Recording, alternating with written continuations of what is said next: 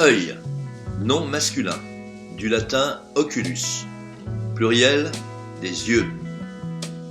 Un seuil des cieux, un deuil des dieux, un œil des yeux.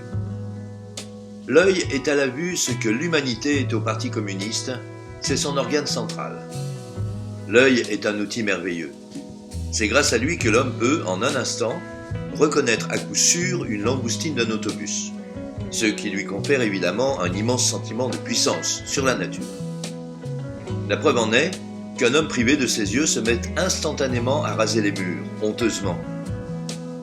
Un homme privé de ses yeux s'appelle un aveugle, dans le langage populaire, ou un non-voyant dans le dialecte des politicards populistes gluants. Les aveugles sont parfois ridicules. On en a vu manger des autobus ou voyager en langoustine.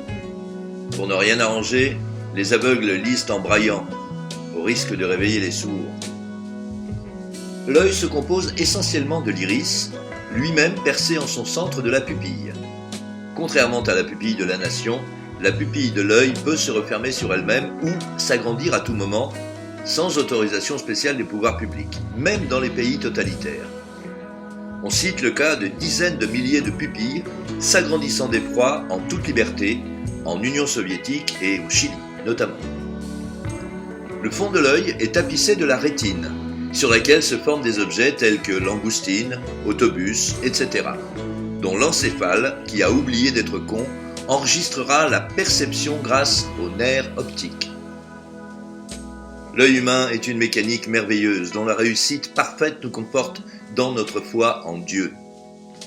On regrettera seulement que l'œil du cochon d'Inde ou du verra périgourdin bénéficie de la même géniale complexité. C'est vexant, même à Périgueux. Les principales anomalies de l'œil sont la myopie, qu'on corrige à l'aide de verres divergents, l'hypermétropie, qu'on corrige par le port de verres convergents, et le strabisme, qui prête à rire, et la cyclopie, qu'on corrige par le port du monocle. L'œil est capable du clin. Le clin est la base même de la spécificité de l'œil. Il n'existe pas en effet de clin d'oreille ni de clin de nez. Le clin d'œil sert à marquer subrepticement une complicité tacite entre deux ou plusieurs chenapans.